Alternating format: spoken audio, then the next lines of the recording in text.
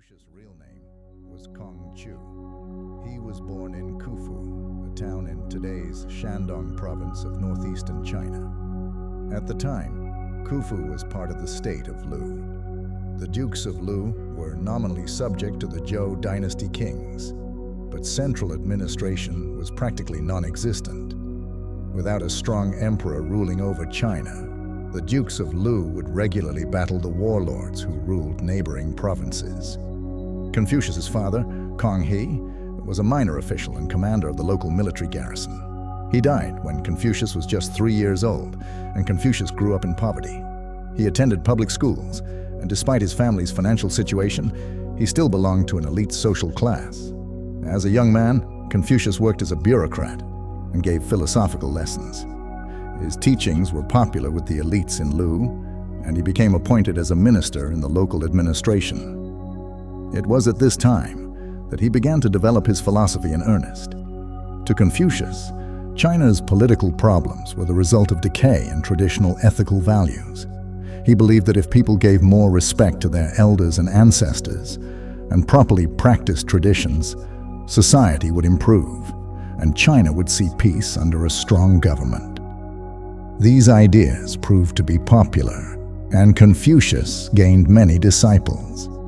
After being disappointed in the self-indulgent behavior of one of the ruling dukes of Lu, Confucius went into self-imposed exile for several years. He traveled to neighboring provinces and spread his philosophy. Upon returning home, he acted as an advisor to the new rulers of Lu and continued to teach dozens of disciples.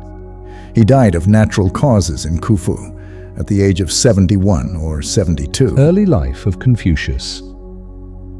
Confucius was born in 551 BC, son of a minor official to a minor king.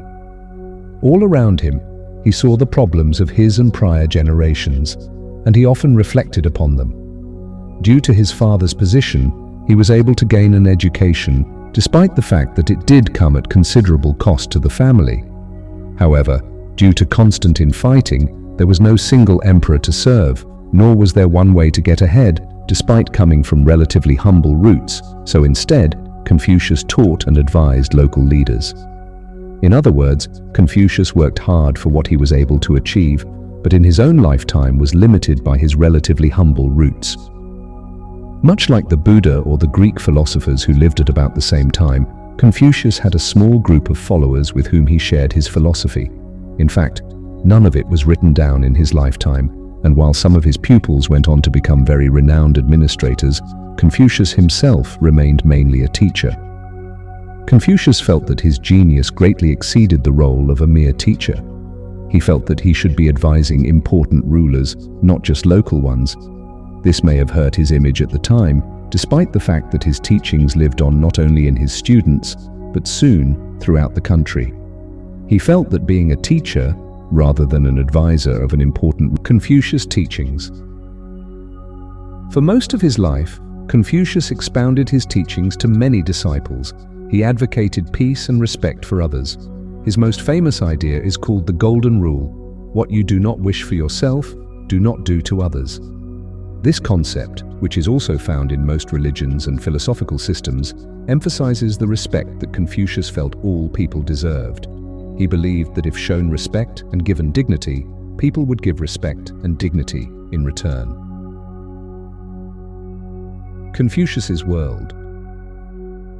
The environment that Confucius was born into seems to have indicated that his guidance could not have been better suited for a moment in history. Since the breakup of the Zhou dynasty some 200 years before his birth, China had been torn apart by constant infighting.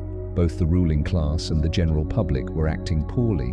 Intrigue, with servants often just as likely to kill their masters than serve them, ruled the palaces of the many small states that now made up China.